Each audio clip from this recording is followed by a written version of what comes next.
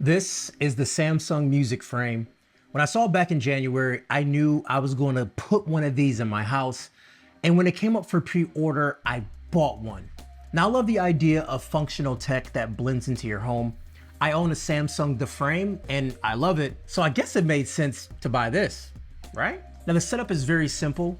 You just plug it into the wall and then head over to your SmartThings app on your phone to set it up. Now, if you don't have a SmartThings account, you'll need to make one, and this works both on iOS and also Android. Now, once it's set up, the speaker will tell you that it was found. If it doesn't, you need to be sure the speaker is on Wi-Fi mode and not Bluetooth. Now, you make that change by pressing the circle icon on the side of the frame. And this is the first thing that disappointed me. The buttons do not click at all. So it's hard to tell if it accepts my presses or not. You have to wait until you hear something from the speaker. There's no tactile feedback, and for me, that's a little off-putting. Now, once you're in the frame on the SmartThings app, then you'll start to see all the settings.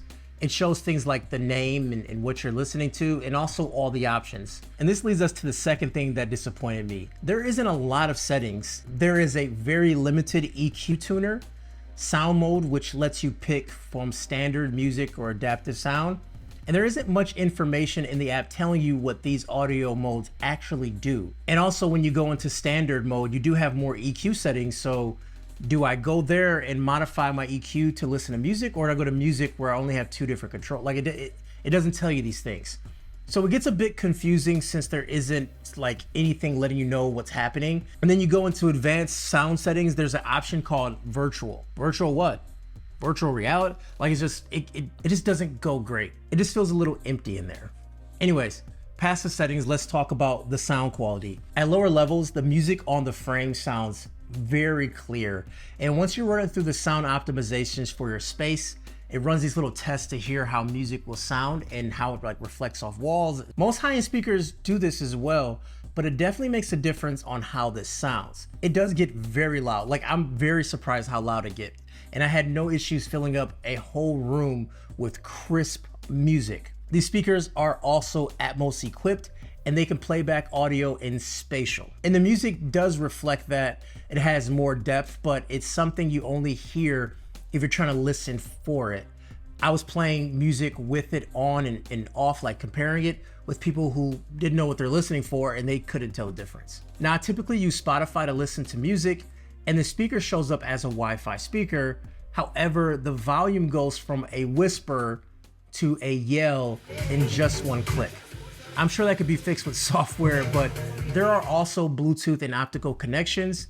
The Bluetooth quality is a step back compared to Wi-Fi, so if you want the best listening experience, go off the Wi-Fi route. Also, if you have a 2024 Samsung TV, you can also pair this speaker for surround sound.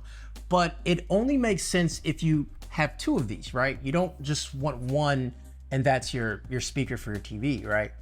So that puts you in now around $800. And then at that point, you can definitely buy a good sound bar or even some high-end rare speakers too at that price. Look, I love the idea of functional technology that blends into your home, but honestly, this frame is a little bit bigger than I expected.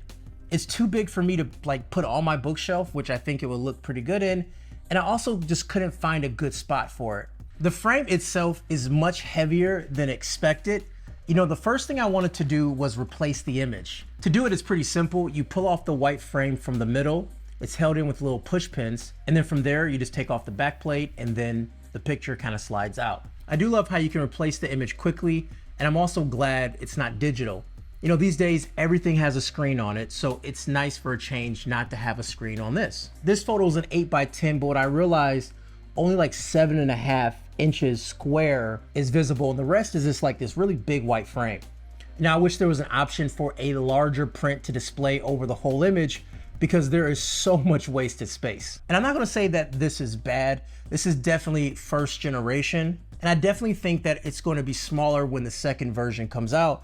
And also not all this wasted white space. I really wish I could see my actual photo and not just this big white space with a little square of my photo. Using this in a home theater, I didn't get a chance to hear it because I only bought one, and also I wasn't running it as a speaker setup for my TV, but that is something you can actually do. So I do want to hear in the comments if you're someone that's done that. Let me know how that sounds.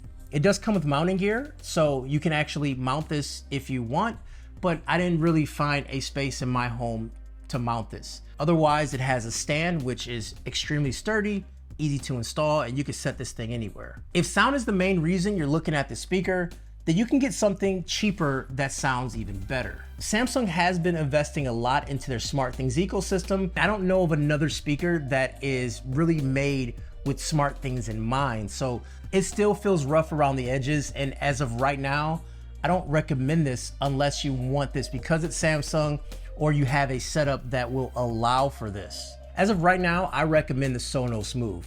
It sounds just as good, it's smaller, and you can also move it around your house. But I did talk about Samsung 2024 TVs in this video, and it's my favorite TV this year so far. Click on this video to check it out.